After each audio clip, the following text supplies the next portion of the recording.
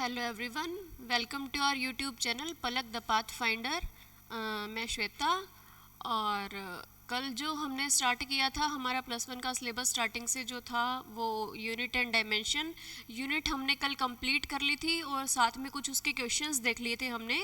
और आज हम स्टार्ट करेंगे डायमेंशन, जिसको हम आज कंप्लीट भी करेंगे। उसके बाद रह जाएगा आपका इसमें से एरर, जिसको हम कल कंप्लीट कर लेंगे। तो ये 3 लेक्चर में आपका यूनिट एंड डायमेंशन जो है मेजरमेंट यानी यूनिट एंड मेजरमेंट वो आपका कंप्लीट हो जाएगा। ठीक है, तो आज हम स्टार्ट करेंगे डायमेंशंस। तो देखिए डायमेंशंस होती क्या है। हमने फंडामेंटल कुछ यूनिट्स पढ़ी थी कल, जैसे मास, लेंथ, टाइम, है ना। अगर उनकी पावर कुछ हो, अगर मास या लेंथ या टाइम की पावर कुछ हो 1 2 3 जो भी, वो क्या कहलाती है, उसकी डायमेंशन कहलाती है।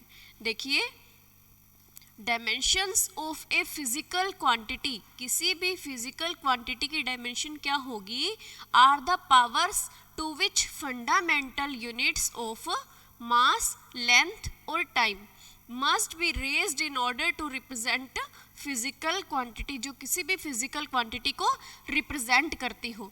जैसे कि एग्जाम्पल, हाँ आगे स्पेस है, देखिए यहाँ अब मास है। मास की यूनिट क्या होती है, मतलब MLT की फॉर्म में मास को हम किससे रिप्रेजेंट करेंगे, मास को हम करते हैं M से, है ना। और लेंथ को हम करते हैं किससे, L से। टाइम होता है हमारा, ये जो फंडामेंटल यूनिट है ना जो हमने 7 यूनिट्स पढ़ी थी फंडामेंटल, करंट हमारा एम्पियर A हो जाएगा, टेम्परेचर केल्विन K हो जाएगा। इसी तरीके से M, L और T की फॉर्म में हम इनको रिप्रेजेंट करते हैं। अब अगर इनकी पावर कुछ हो, कुछ नहीं है, तो इसका मतलब क्या है, 1 है। तो हम क्या कहेंगे, मास, लेंथ और टाइम जो रिप्रेजेंट होता है इनका, वो होती है स्क्वायर ब्रैकेट की।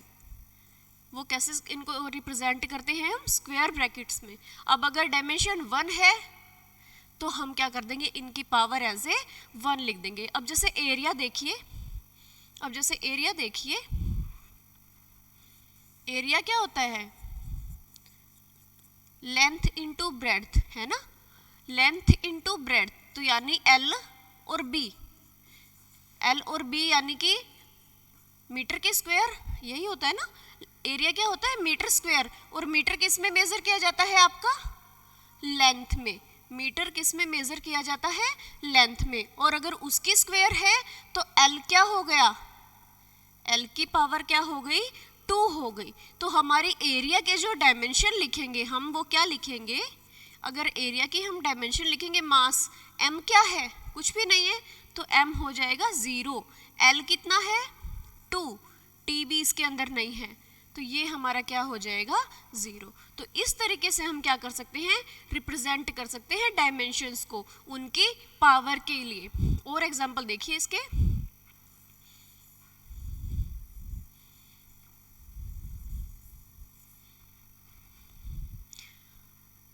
जैसे कि हमें निकालना है फोर्स, है ना। वैसे तो ये कुछ ऐसी क्वांटिटीज़ हैं जिनके dimension force, work, energy, power, मतलब आपको डायरेक्ट याद होनी चाहिए क्योंकि ये बहुत यूज़ में होती हैं। लेकिन अगर फॉर्मूले की हेल्प से आप निकालोगे तो फोर्स क्या होता है, mass into acceleration. Mass into acceleration, mass को किससे रिप्रेजेंट करते हैं, केजी, M से, किलोग्राम यानी M से रिप्रेजेंट हो जाएगा। ठीक है, ये तो हो गया मास। एक्सेलरेशन क्या होता है, वेलोसिटी अपॉन टाइम। वेलोसिटी क्या होती है, अब उससे पहले वेलोसिटी देखनी पड़ेगी। वेलोसिटी यानी डिस्प्लेसमेंट अपॉन टाइम। वेलोसिटी क्या होती है, डिस्प्लेसमेंट अपॉन टाइम। डिस्प्लेसमेंट क्या है, हमारी लेंथ है। टाइम अगर ऊपर जाएगा तो माइनस में आ जाएगा। तो L1 T-1 किसकी डायमेंशन होगी, वेलोसिटी की। L1 T-1 किसकी डायमेंशन हो जाएगी, वेलोसिटी की। अब हमें निकालना है एक्सेलरेशन, और एक्सेलरेशन क्या होता है, वेलोसिटी अपॉन टाइम। एक्सेलरेशन क्या हो जाएगा, वेलोसिटी अपॉन टाइम।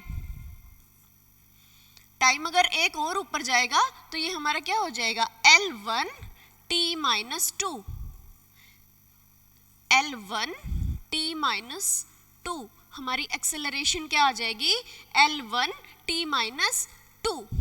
जब ये 1 ऊपर जाएगा तो ये माइनस का ऐड हो जाएगा, तो हमारी फोर्स के जो डायमेंशन बनेगी वो क्या हो जाएगी, m1 L1 t माइनस 2। ये आपकी किसकी डायमेंशन है, फोर्स की डायमेंशन है। ये किसकी डायमेंशन होगी, फोर्स की डायमेंशन होगी। ठीक है,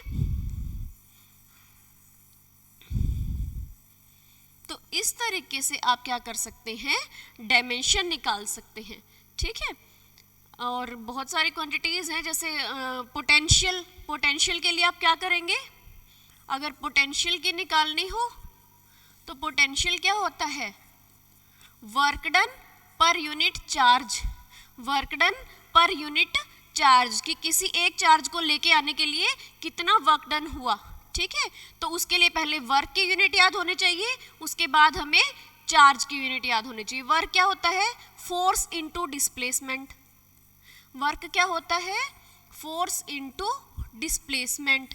और चार्ज को हम क्या लिखते हैं, चार्ज को हम क्या लिखते हैं, IT, है ना। करंट क्या होता है, चार्ज अपॉन टाइम, और चार्ज क्या होता है, करंट इनटू टाइम। तो इसको हम क्या लिख सकते हैं, फंडामेंटल यूनिट में लेके आना है, अदरवाइज चार्ज की यूनिट क्या होती है, कूलाम, जिसको हम लिख नहीं सकते। करंट क्या हो जाएगा, एम्पियर, टाइम हमारा t, तो नीचे तो क्या आ जाएगा, A और T, है ना। और फोर्स अभी अभी निकाल के आए हो, ये रहा हमारा m1 L1 t माइनस 2, और साथ में डिस्प्लेसमेंट है तो 1L और ऐड हो जाएगा, और नीचे आपका क्या है, A1, A यानी एम्पियर, A यानी एम्पियर। तो इसकी जो डायमेंशन बनेगी हमारी वो क्या हो जाएगी, देखिए इसकी जो डायमेंशन होगी पोटेंशियल की क्या हो जाएगी, वर्क अपॉन चार्ज। वर्क हमने निकाला फोर्स इनटू डिस्प्लेसमेंट की हेल्प से। फोर्स यानी m1 L1 t माइनस 2, और डिस्प्लेसमेंट यानी लेंथ L1 ऐड कर दो ऊपर, वर्क आ जाएगा क्या, m1 L2 t माइनस 2। ये हमारी एनर्जी भी होती है, वर्क और एनर्जी सेम यूनिट होती है ना इनकी, जूल, तो इनकी डायमेंशन भी क्या होती है, सेम होती है। ठीक है, और नीचे क्या है आपका, चार्ज A1 T1। अब अगर इसको ऊपर ले जाओगे तो डायमेंशन क्या आ जाएगी, m1 L2, है ना, और T ऊपर जाके एक और ऐड हो जाएगा, T माइनस 3 और A की माइनस 1 और A की माइनस 1, ये देखिए। ठीक है, तो ये आपका क्या बन जाएगा, पोटेंशियल। ये आपकी किसकी डायमेंशन बन जाएगी, पोटेंशियल की डायमेंशन बन जाएगी। ठीक है, तो दोबारा से देख लिए, हमने जो एग्जांपल देखे थे, वो दोबारा देखिए। फोर्स, सबसे पहले हमने देखा था फोर्स। फोर्स क्या था, मास इनटू एक्सेलरेशन की हेल्प से हमने निकाल दिया। एक्सेलरेशन को निकालने के लिए वेलोसिटी का फॉर्मूला पता होना चाहिए, डिस्प्लेसमेंट अपॉन टाइम, यानी वेलोसिटी क्या थी, L1 t माइनस 1, तो उसकी जो डायमेंशन होगी हम कैसे रिप्रेजेंट करेंगे, इस टाइप से। फिर हमने एक्सेलरेशन निकाला L1 t माइनस 2, तो ये जो पावर की फॉर्म में ऊपर लिख रखी हैं, ये जो पावर की फॉर्म में ऊपर लिखी हुई हैं, ये हमारी क्या होती है, किसी फंडामेंटल यूनिट की डायमेंशन होती है। ठीक है, देखिए उसके बाद है फोर्स। फोर्स हमने निकाल लिया मास इनटू एक्सेलरेशन से, और उसके बाद आता है पोटेंशियल। पोटेंशियल हमारा वर्क अपॉन चार्ज, जो हमने फोर्स इनटू डिस्प्लेसमेंट और चार्ज को हमने करंट इनटू टाइम के फॉर्मूले से। अगर आपको फॉर्मूले याद नहीं होंगे तो डायमेंशंस नहीं निकाल सकते। तो ये जो बेसिक फॉर्मूले हैं ये आपको लर्न होने चाहिए, और कुछ बेसिक डायमेंशंस हैं जो मैंने अभी आपको बताई थी, एनर्जी, वर्क, जो फोर्स है हमारा, एक्सेलरेशन, ये कॉमन है जी। ये यूं नहीं है कि बार बार फॉर्मूला आप फोर्स के लिए दोबारा से एक्सेलरेशन का निकालेंगे, वेलोसिटी का निकालेंगे, ये आपको याद रहने चाहिए। ठीक है, और पोटेंशियल हमारा वर्क अपॉन चार्ज। अब वर्क के लिए जरूरी नहीं है कि इस टाइप से, सीधा वर्क याद करो, m1 L2 t माइनस 2। ठीक है, नेक्स्ट देखिए, अब इसके कुछ एप्लीकेशंस है, डायमेंशन एनालिसिस के जो रिगार्डिंग एप्लीकेशन है उनमें क्या बता रहा है। फर्स्ट पॉइंट देखिए, to find the unit of a physical quantity in a given system of unit. क्या कह रहा है इस बात से ध्यान से पढ़िए, टू फाइंड द यूनिट, किसी भी फिजिकल क्वांटिटी की यूनिट निकालनी है किसी भी गिवन सिस्टम ऑफ यूनिट की हेल्प से। जैसे कि क्या हो सकता है, वर्क ले लीजिए, इसका एग्जांपल आगे देखते हैं, स्पेस है क्या, नहीं यही देखते हैं। वर्क देखिए, वर्क क्या था, फोर्स इनटू डिस्प्लेसमेंट। वर्क क्या था, फोर्स इनटू डिस्प्लेसमेंट, ठीक है। वैसे तो वर्क की यूनिट क्या होती है, जूल। वैसे तो हमारी वर्क की यूनिट क्या होती है, जूल होती है, लेकिन हमें क्या चाहिए, सिस्टम ऑफ यूनिट्स में निकालनी है। तो फोर्स क्या था, m1l1t-2 और वर्क क्या था, m1l2t-2। अभी करके आए हो, अभी करके आए हैं क्या, वर्क क्या है, m1l2t-2, m1l2t-2, ये क्या है आपका वर्क है। अब यहाँ से इसकी हमें यूनिट निकालनी है, तो देखिए कैसे, मास के यूनिट क्या होगी, किलोग्राम, है ना। लेंथ किस में मेजर करते हैं, मीटर, लेंथ की स्क्वायर है तो क्या हो जाएगी, मीटर की स्क्वायर। टाइम क्या होता है, सेकंड। तो ये जो आपकी यूनिट आई है किसी भी फिजिकल क्वांटिटी की, ये हमने किसकी हेल्प से निकाल ली, सिस्टम ऑफ यूनिट की हेल्प से, ठीक है। ये तो आपके किस सिस्टम में है, एमकेएस सिस्टम में है। अगर इसी यूनिट को, वर्क के यूनिट को एमकेएस सिस्टम में ऑप्शन में अदर मान लो ये नहीं दिया गया m1l2t-2 और इस तरीके की ऑप्शंस दी गई हैं, तो आप कैसे निकालेंगे, इन डायमेंशनल फॉर्मूले की हेल्प से निकालेंगे, ठीक है। मास m क्या है, स्टैंडर्ड यूनिट क्या होती है, सिंबल केजी, किलोग्राम, याद किए थे ना कल हमने, ठीक है। लेंथ हमारी क्या होती है, जिसका सिंबल क्या होता है, m, मीटर, स्क्वायर है तो पावर आप वैसे ही लगाते जाएंगे, ठीक है। तो ये तो हो गया एमकेएस में। अगर इसी यूनिट को सीजीएस में पूछ लिया जाए, सीजीएस में C stands for centimetre, G stands for gram और S सेकंड के लिए, तो केजी मास की यूनिट क्या थी, ग्राम, है ना। मीटर क्या हो जाएगा, सेंटीमीटर, ये हमारा ग्राम हो जाएगा, ये सेंटीमीटर की स्क्वायर और साथ में सेकंड टाइम सेम रहता है। ये हो गया आपका सीजीएस सिस्टम में, ये किस में हो गया, सीजीएस सिस्टम में। ऐसे ही और एग्जांपल लेके भी आप निकाल सकते हैं, ऐसे ही आप और भी एग्जांपल लेके निकाल सकते हैं। फोर्स का निकाल लो या एक्सेलरेशन का निकाल लो, किसी भी चीज का हम निकाल सकते हैं, ठीक है। एक्सेलरेशन क्या होता है, एक्सेलरेशन क्या होता है, l2t-2,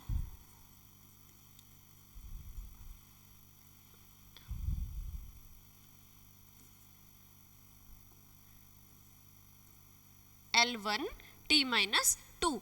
अब देखिए लेंथ के लिए हम क्या लिखेंगे, मास तो है नहीं, मास तो है नहीं, इसमें m0 है, तो लेंथ के लिए क्या लिखेंगे, मीटर। टाइम के लिए क्या लिखेंगे, सेकंड इनवर्स की स्क्वायर।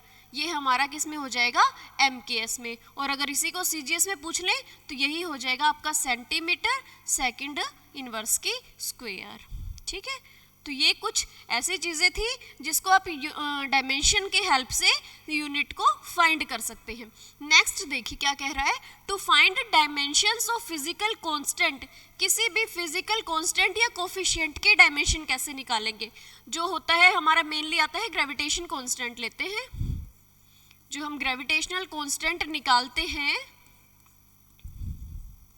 मोस्टली आपके एग्जाम में भी पूछ लिया जाता है ये ग्रेविटेशनल कांस्टेंट। इसके लिए पहले आपको फॉर्मूला याद होना चाहिए फोर्स का, F किसके इक्वल होता है, G, दोनों मासेस की प्रोडक्ट और उनके बीच के डिस्टेंस की स्क्वायर के, उनके बीच के डिस्टेंस की स्क्वायर के। हमें निकालना क्या है, G, कोई भी कांस्टेंट G किसके इक्वल हो जाएगा, F(r square m1 m2), F(r square m1 m2। तो देखिए G क्या होगा हमारा, फिर फोर्स न्यूटन, न्यूटन लोगे, mlt की फॉर्म में फोर्स क्या हो जाएगा, m1 l1 t-2, ये लेना है mlt की फॉर्म में, न्यूटन नहीं लेना है, ठीक है। r रेडियस क्या है, लेंथ है, l की स्क्वायर, और ये क्या है आपका मास है, किस में रिप्रेजेंट करेंगे, m, तो यानी m की स्क्वायर। अब इसको सॉल्व करो, जो आएगी वो आपकी जी की यूनिट आ जाएगी। देखो वो आपकी जी की यूनिट आ जाएगी,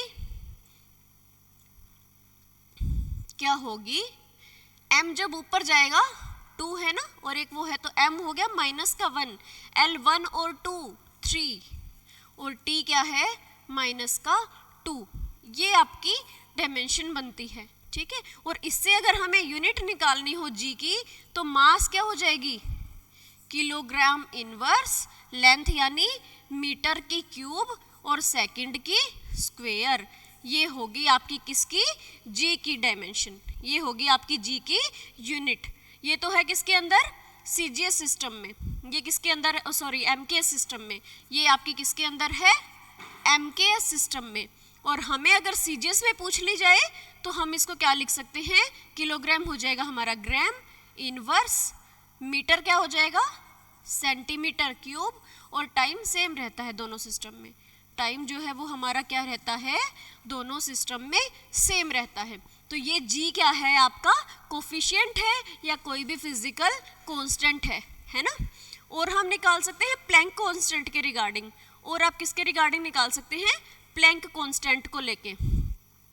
देखिए प्लैंक कांस्टेंट यानी कि h, प्लैंक कांस्टेंट हमारा क्या है h, जो किसका फॉर्मूला होता है, एनर्जी। कहाँ से निकालते हैं h को, E equals to h nu, E equals to h nu, यही फॉर्मूला होता है ना। यहाँ से हमें किसकी निकालनी है, हमें पहले h की डायमेंशन पता होनी चाहिए, उसके बाद हम उस डायमेंशन से क्या करेंगे, उसकी यूनिट निकालेंगे। तो h हमारा क्या हो जाएगा, h हो जाएगा E बाय न्यू। एनर्जी किसके इक्वल थी, वर्क के, एनर्जी किसके इक्वल थी, वर्क के। और वर्क हम क्या निकाल के आए थे, वर्क हम निकाल के आए थे, ये रही देखिए m1l2 t माइनस 2, वर्क हमने क्या निकाला था, m1l2 t minus 2, m1l2 t minus 2। और फ्रीक्वेंसी क्या होती है भाई, फ्रीक्वेंसी होती है 1 अपॉन टाइम पीरियड, फ्रीक्वेंसी होती है 1 बाई टी।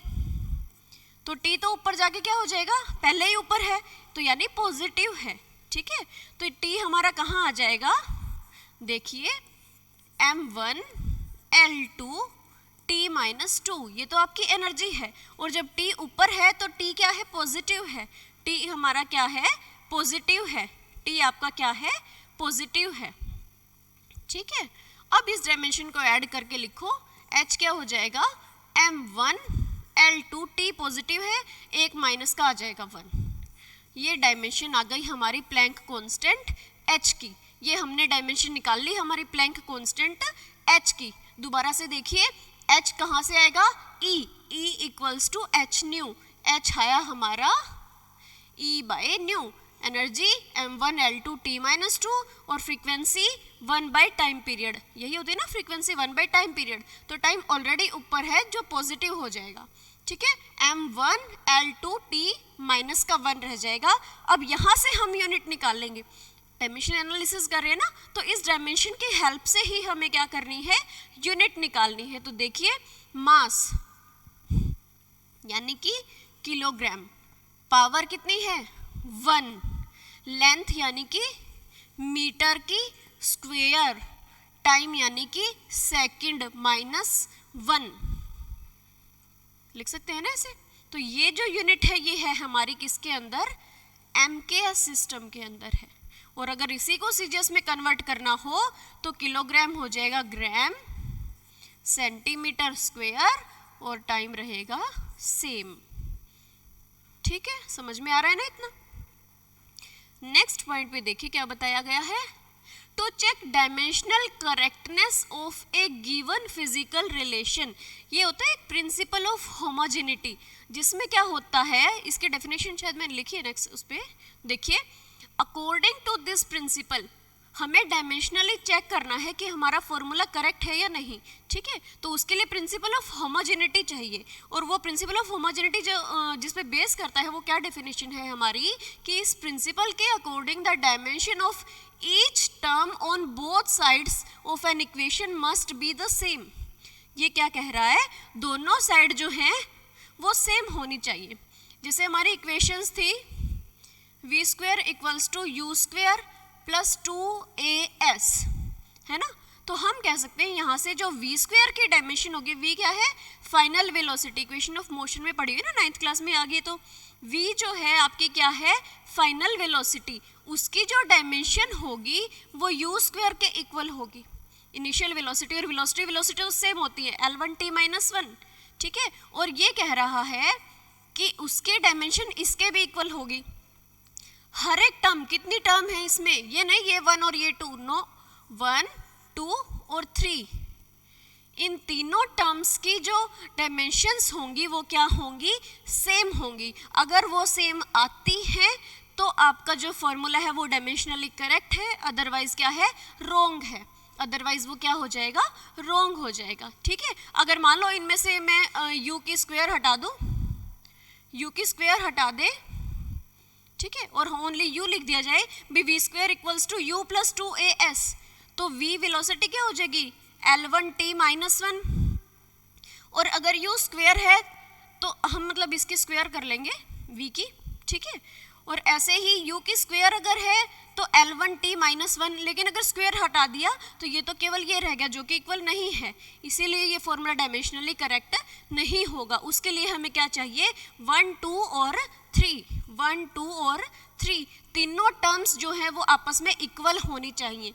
तीनों टर्म्स देखिए आगे जगह भी है, कोई हम इक्वेशन ले लेते हैं, v equals to a plus b t plus c t की स्क्वायर, ठीक है। तो यहाँ से हम जो कहेंगे v, अगर v की डायमेंशन पूछ ली जाए, v तो पता है वेलोसिटी होती है, ठीक है, तो वो a के भी इक्वल होगी और v की जो डायमेंशन होगी वो बी टी के भी इक्वल आएगी और v जो है वो हमारी सी टी स्क्वायर के भी इक्वल आएगी। अगर ये इस कंडीशन को फॉलो कर रहा है, यानी ये प्रिंसिपल ऑफ होमोजेनिटी के प्रिंसिपल को फॉलो कर रहा है, तो इसका मतलब ये सभी इक्वेशंस क्या हैं, आपस में सभी टर्म्स क्या हैं, इक्वल डायमेंशन की हैं। ये सभी टर्म्स क्या होंगी, इक्वल डायमेंशन की होंगी। अगर इक्वल नहीं आ रही हैं तो इसका मतलब आपका जो फॉर्मूला है वो इनकरेक्ट है, ठीक है। अगर यहाँ से पूछ लिया जाए कि a की डायमेंशन क्या होगी, तो v क्या होता है, v है हमारा मीटर पर सेकंड, v है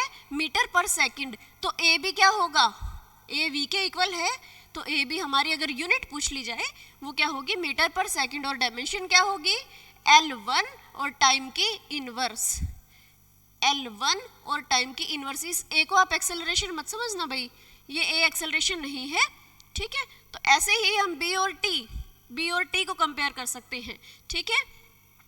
ऐसे ही v equals to c t square को आगे जो हम प्रैक्टिस सेशन रखेंगे, जो क्वेश्चन करेंगे, उसमें इस तरह से आप इक्वेशन को फाइंड आउट करके हम उनके डायमेंशंस निकाल लेंगे, ठीक है। आगे कुछ और एग्जांपल है इसके, देखिए। डेंसिटी किसी भी वुड की दी गई है 0.1 ग्राम पर सेंटीमीटर क्यूब, ध्यान रखना 0.1 ग्राम पर सेंटीमीटर क्यूब, डेंसिटी क्यूब में होती है ना, ठीक है। ये यूनिट है हमारी सीजीएस सिस्टम में, आपको दिख रही होगी, ये यूनिट है आपकी सीजीएस सिस्टम में, मीटर यानी सेंटीमीटर में है, किलोग्राम को हमने ग्राम में लिख रखा है। ये क्या पूछ रहा है, find the corresponding value in MKS system, MKS system में इसकी यूनिट क्या होगी, हमें वो निकालनी है। तो अब देखिए, अगर ग्राम को किलोग्राम में चेंज करना हो, हमें एमकेएस में करना है तो हमें सेंटीमीटर को मीटर में करना पड़ेगा और हमें ग्राम को किलोग्राम में करना पड़ेगा। तो ग्राम में क्या करेंगे, 1000 का डिवाइड लगाएंगे तभी वो किलोग्राम के इक्वल होगा ना, तो कर दो, देखो 0.1 ग्राम यानी कि 1000 को डिवाइड कर दो, ठीक है। सेंटीमीटर क्यूब तो किससे मल्टीप्लाई करनी पड़ेगी, 100 से, और 100 से भी कितनी बार करनी पड़ेगी, क्यूब है तो यानी कि 3 बार करनी पड़ेगी। ये पॉइंट हटा के एक 0 हम नीचे लगा देते हैं तो हमारी 4 0 हो गई और ये हमारे कट हो गया, तो यानी कितना आ गया, 100 किलोग्राम पर मीटर क्यूब, ये डेंसिटी आ गई आपकी। बात समझ में आई कुछ, ठीक है। डेंसिटी किसी वुड की 0.1 ग्राम पर सेंटीमीटर क्यूब दी गई थी सीजीएस सिस्टम में और उसको हमने एमके सिस्टम में बदल दिया कुछ इस तरीके से, ठीक है। और अगर MKS में दे रखा हो तो इससे जस्ट इनवर्स कर देंगे हम, किलोग्राम में होगा तो ग्राम में करने के लिए 1000 की मल्टीप्लाई कर देंगे और वो चीज़ फिर आपकी डिवाइड में आ जाएगी, ठीक है। नेक्स्ट देखिए, force equals to x by density. हमें x की जो डायमेंशन पूछ रहे हैं ना, find the dimension of x के डायमेंशन निकालनी है, तो उसके लिए आपको फोर्स और डेंसिटी कैसे निकालेंगे, x क्या हो जाएगा, फोर्स इनटू में डेंसिटी, डेंसिटी यानी कि रो से रिप्रेजेंट करते हैं ना, और डेंसिटी क्या होती है, मास अपॉन वॉल्यूम। डेंसिटी हमारी क्या होती है, मास अपॉन वॉल्यूम। मास यानी कि m1 और वॉल्यूम यानी कि L की क्यूब, तो ऊपर जाके वो क्या हो जाएगी, L की -3। तो ये तो हमने डेंसिटी निकाल ली। अब हमें फोर्स पता होना चाहिए। फोर्स हम पहले निकाल के आ चुके हैं मास इंटू एक्सेलरेशन से, m1 L1 t -2। फोर्स क्या है, m1 L1 t -2। तो अब पुट कर दो अब दोनों वैल्यूज। फोर्स क्या हो जाएगा, m1 L1 t -2, और हमारी जो डेंसिटी है वो क्या है, m1 L की -3। अब इसको सॉल्व करते हैं। m कितने हो गए, 1 और 1 यानी कि 2, L कितना है 3 ये है और 1 ये है, तो कितना हो जाएगा, एक कम हो जाएगा -2, और t भी क्या हो जाएगी -2। इस टाइप से हमने x की जो डायमेंशन है उसको फाइंड आउट किया है, ठीक है। फोर्स कोई भी आपको ऐसी क्वांटिटी दी जा सकती है, कोई भी एक क्वांटिटी को मिस करके उसकी डायमेंशन पूछ लेंगे, बाकी दोनों क्वांटिटीज की हेल्प से आप उसकी डायमेंशन को निकाल सकते हैं। नेक्स्ट देखिए, हाँ ऐसे हमने जो एग्जांपल लिया था v इक्वल्स टू 80 वाला, सेम उसी तरीके से है जो सेकंड इक्वेशन थी ना। अभी देखिए हम एक एग्जांपल लेके आए थे भाई, v equals to a plus b t plus c t की स्क्वायर। उसमें तो हमने v और a बराबर रहेंगे, ऐसे ही v और बी टी भी बराबर रहेंगे। अगर इसकी पूछ ली जाए t की, तो हम क्या कर देंगे, v बाई b निकाल देंगे, ठीक है ना। अब इसमें भी सेम यही पूछा गया है, t, इस t की पूछी गई है, तो देखो s किसके इक्वल होगा, प्रिंसिपल ऑफ होमोजेनिटी यही पढ़ रहे हैं ना हम। s बराबर होगा हमारा ut के भी, और s बराबर होगा हाफ at स्क्वायर के भी। तो हमें सिर्फ t की पूछी गई है, तो हमें इस टर्म से कोई मतलब नहीं है। फर्स्ट और सेकंड टर्म की बात करते हैं। हमें निकालनी क्या है, t, तो क्या हो जाएगी s बाय u। s क्या होता है, डिस्टेंस, s क्या होता है, डिस्टेंस, और u क्या होती है, वेलोसिटी। u हमारी होती है वेलोसिटी, इनिशियल वेलोसिटी। तो l से l तो कैंसिल हो गया, सिर्फ क्या बच गया, t इनवर्स, और जब t ऊपर आएगा तो प्लस की हो जाएगी पावर हमारी, ठीक है। और वैसे भी हमें पता है ये जो t की वैल्यू आई क्या आई है, हमारी डायमेंशन t1, और यूनिट बात करें सेकंड, तो टाइम तो हमें पता ही है सेकंड में होता है वैसे भी, ठीक है। तो ये एक और एग्जांपल प्रिंसिपल ऑफ होमोजेनिटी का आपके सामने था। उसके बाद आते हैं कुछ स्पेशल पॉइंट्स डायमेंशन से रिलेटेड। क्या कह रहा है देखिए, the dimensions of a physical quantity do not depend upon system of units. ये कह रहा है सिस्टम ऑफ यूनिट पे डिपेंड नहीं करती। फॉर एग्जांपल भाई, अगर MKS सिस्टम में हमने मास के यूनिट को किलोग्राम ले रखा है, यही करते हैं आगे, नेक्स्ट पॉइंट है, MKS सिस्टम में हमने मास को किलोग्राम ले रखा है, और अगर हम उसको उसमें ग्राम ले लें CGS सिस्टम में, तो इसकी यूनिट क्या होती है, इसकी यूनिट हमारी क्या रहेगी, जो हम रिप्रेजेंट करते हैं मास को m से, है ना। मास को किससे रिप्रेजेंट करते हैं, m से, और अगर ग्राम में होगी तो भी हमारी रिप्रेजेंटेशन m ही रहेगी, चेंज नहीं होगी। तो ये यही बात बोलना चाह रहा है। अब जैसे कि लेंथ की यूनिट ले लो आप, मीटर हो गई, सेंटीमीटर होगी, ठीक है। तो मीटर और सेंटीमीटर दोनों की रिप्रेजेंटेशन क्या रहेगी, L1, दोनों की रिप्रेजेंटेशन हमारी यही रहेगी। अब जैसे फोर्स होता है, ठीक है, फोर्स यानी न्यूटन जिसमें आप मेजर करते हैं, ठीक है, और इसकी CGS यूनिट में ये क्या होता है, डाइन होता है, तो इसकी क्या डायमेंशन चेंज हो जाएगी, m1 L1 t -2 यही रहेगी ना, तो ये क्या कहना चाहता है इन सब बातों से? अब एनर्जी की देख लो, एनर्जी हमारी एमके सिस्टम में तो एनर्जी होती है, ऐसा यूनिट जो अपन लेके चलते हैं, ठीक है, जो जूल होती है, और दूसरी यूनिट सीजीएस में होती है अर्ग, 10⁻7 अर्ग के इक्वल होता है। तो क्या इसके डायमेंशन चेंज हो जाते हैं? m1 L2 T-2 यही रहेगी ना दोनों की। तो इस बात से क्या कह रहा है? The dimensions of a physical quantity, किसी भी फिजिकल क्वांटिटी की डायमेंशन डिपेंड नहीं करती, डू नॉट डिपेंड, किसके ऊपर? सिस्टम ऑफ यूनिट क्या है, यानी एमकेएस में है या सीजीएस में है, किस सिस्टम में लिखा गया है उस चीज पर डिपेंड नहीं करेगी, उस चीज पर डिपेंड नहीं करेगी, ठीक है। तो वो हमारी क्या रहेगी? सेम रहेगी। अगर एमके सिस्टम में हमने किलोग्राम लिया है तो भी हमारी रिप्रेजेंटेशन मास की m1 हम यही लेंगे, और ग्राम में है तो भी हमारी रिप्रेजेंटेशन m ही रहेगी। ऐसे ही लेंथ में हम किलोमीटर, मीटर, सेंटीमीटर जो भी आप ले रहे हैं उसकी रिप्रेजेंटेशन लेंथ की l ही रहेगी, वो चीज़ नहीं हो जाएगी। ऐसे ही हमने फोर्स और एनर्जी के एग्जाम्पल देख लिए हैं, ठीक है। सेकेंड पॉइंट में क्या कह रहा है? Similar dimension can be added और subtracted but it does not change the dimensions. अगर सेम डायमेंशन है, ठीक है, उसको हम ऐड भी कर सकते हैं और सब्ट्रैक्ट भी कर सकते हैं, जैसे कि v² = u² + 2as, और इसी इक्वेशन को अगर हम ये लिख दें माइनस, तो क्या इनके डायमेंशन चेंज हो जाएंगे? तो क्या इनकी डायमेंशन में कोई चेंज आएगा? यहाँ पे भी v हमारी क्या रहेगी? L1 T-1 स्क्वायर है तो ये स्क्वायर हो जाएंगी। ऐसे ही हमारी u भी यही रहेगी, L1 T-1 स्क्वायर। ऐसे ही हमारी a और s डिस्टेंस जब उसको सॉल्व करोगे तो हमारी यही आएगी L2 T-2, L2 2as, 2 तो कांस्टेंट है, a और s एक्सेलरेशन क्या होता है? L1 T-2, ठीक है, और डिस्टेंस क्या होता है? L। तो जब इसको सॉल्व करोगे तो यही हमारा L2 T-2, और जब इनकी स्क्वायर को आप ओपन करेंगे तो यही L2 T-2, यही हमारी u बनेगी L2 T-2।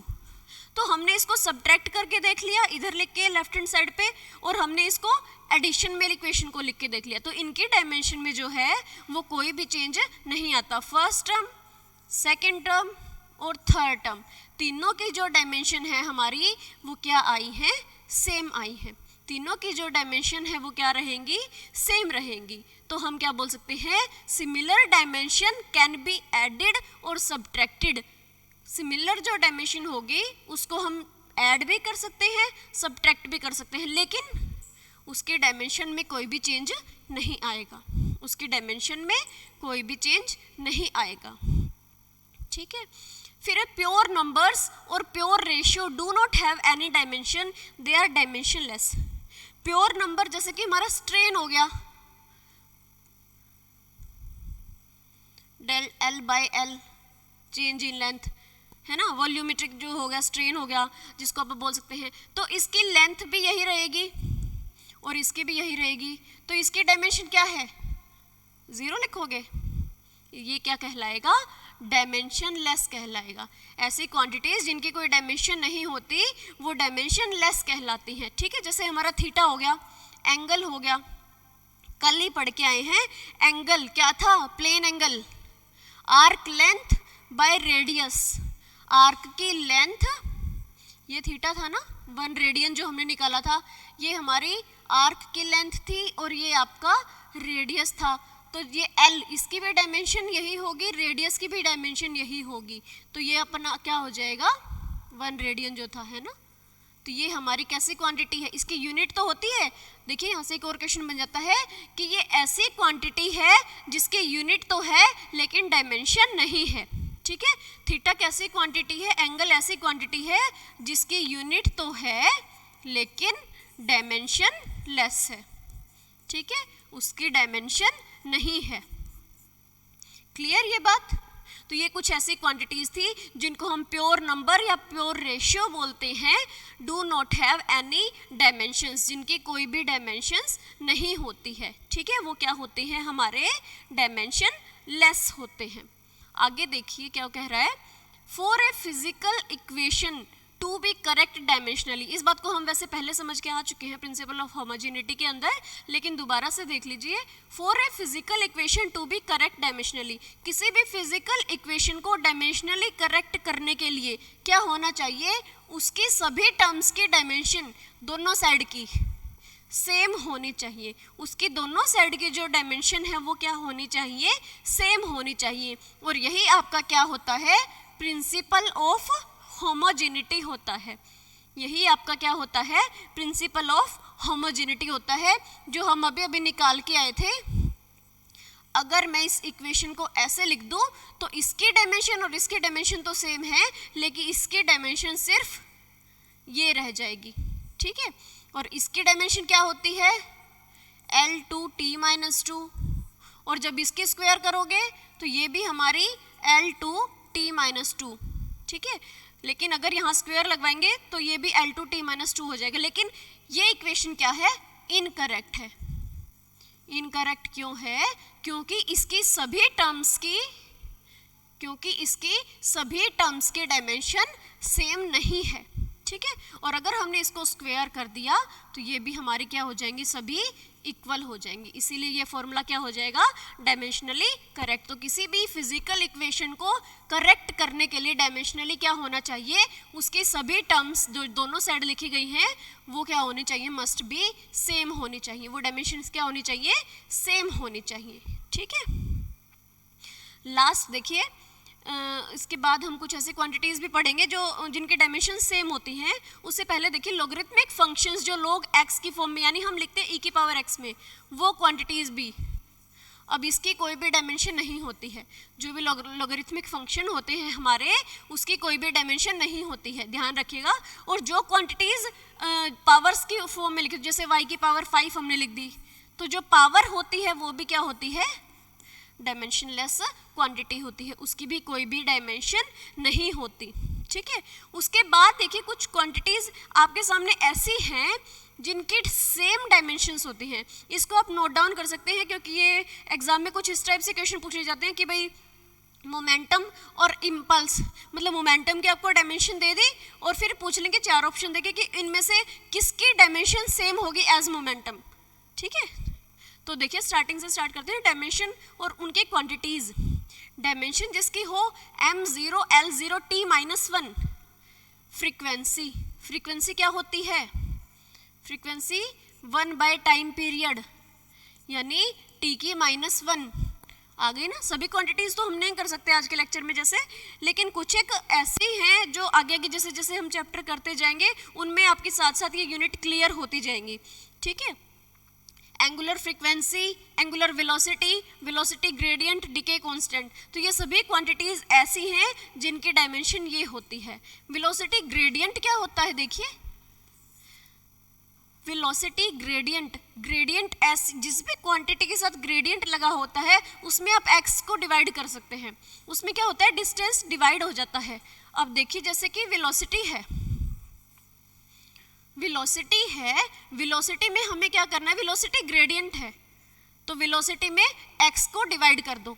वेलोसिटी क्या थी, L1 t-1 है ना, और ग्रेडियंट आ गया तो x को डिवाइड यानी L को डिवाइड कर दो, तो ये भी हमारा क्या रह गया, m0 L0 t-1। तो ग्रेडियंट अगर किसी भी क्वांटिटी के साथ लिखा गया है, आगे देखेंगे आप और एग्जांपल आएंगे जिनमें ग्रेडियंट होगा, तो उनमें हमें क्या करना है, उठा के उस क्वांटिटी में x से डिवाइड कर दो, उसके बाद आपकी वो डायमेंशन आ जाएगी, ठीक है। तो m0 L0 t-1 जिन की डायमेंशन होती है वो कुछ क्वांटिटीज आपके सामने हैं। नेक्स्ट देखिए मोमेंटम और इम्पल्स, ये काफ़ी टाइम पूछा गया है। मोमेंटम क्या होता है, p which is equals to mv, momentum क्या होता है, p which is equals to mv। इस फॉर्मूले से आप क्या कर सकते हैं, मास, और v क्या है, L1 t-1। इस तरीके से आप क्या कर सकते हैं, इनकी डायमेंशंस निकाल सकते हैं। उसके बाद है m1 L-1 t-2, जितने भी मॉड्यूलस हैं हमारे, यंग्स मॉड्यूलस, बल्क मॉड्यूलस, ये होगी एनर्जी डेंसिटी, वैसे तो आप आगे पढ़ेंगे इसको, ठीक है। और प्रेशर, इन सब की हमारी जो डायमेंशन होगी वो क्या होगी, इन सब की जो आपकी डायमेंशन आएगी वो क्या आएगी, ये आएगी। एनर्जी डेंसिटी क्या होती है, U से रिप्रेजेंट करते हैं E/V। जब आप इसको सॉल्व करेंगे तो आपकी ये डायमेंशन निकल के आएगी। ठीक है, pressure, force per unit area. ठीक है, जब इनको सॉल्व करेंगे, फोर्स को एरिया की डायमेंशन से डिवाइड करेंगे तो हमारी ये प्रेशर की डायमेंशन आ जाएगी। उसके बाद नीचे देखिए, थ्रस्ट, फोर्स, वेट। वेट और मास में क्या होता है, वेट में mg आ जाता है हमारा, वेट में mg आ जाता है जो नीचे की तरफ भार लगता है। ठीक है, एनर्जी ग्रेडियंट देखिए, ये आ गई एक और क्वांटिटी एनर्जी। एनर्जी में क्या करना है, x का डिवाइड करना है।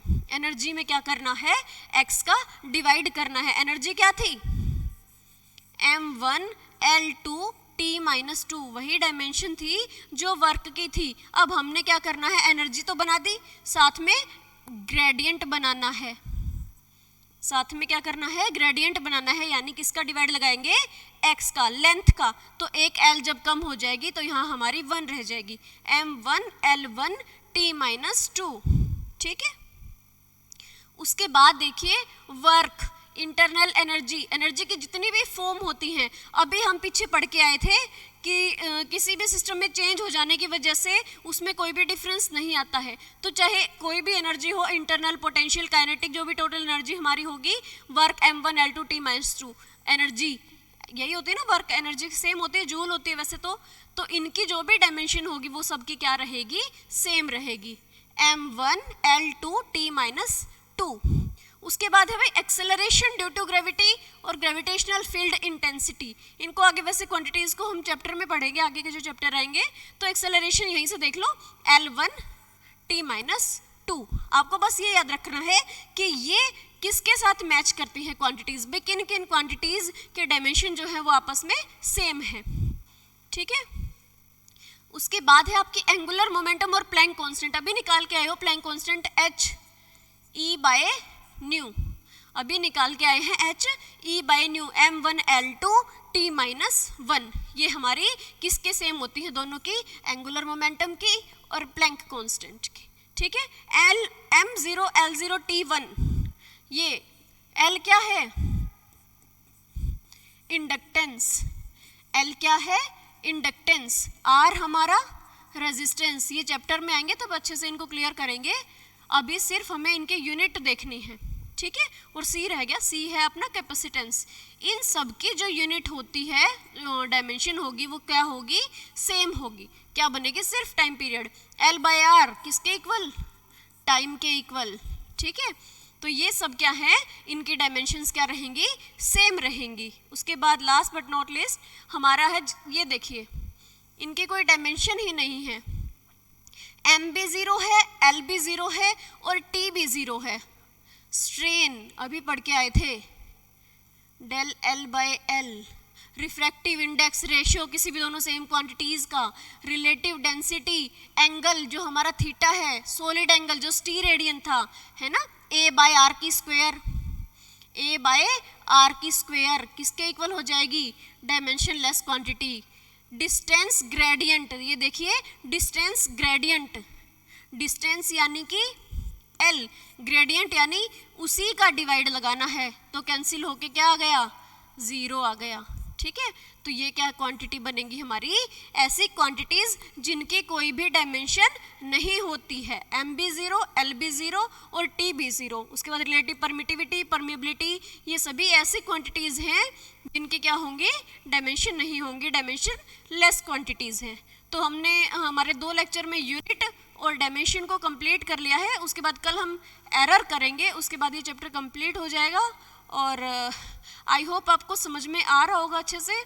अगर कोई डाउट है, कोई प्रॉब्लम है, तो आप हमसे डायरेक्ट पूछ सकते हैं। हमारे कमेंट बॉक्स में आप कमेंट करके जो आपकी सजेशन है वो हमें दे सकते हैं। Thank you very much.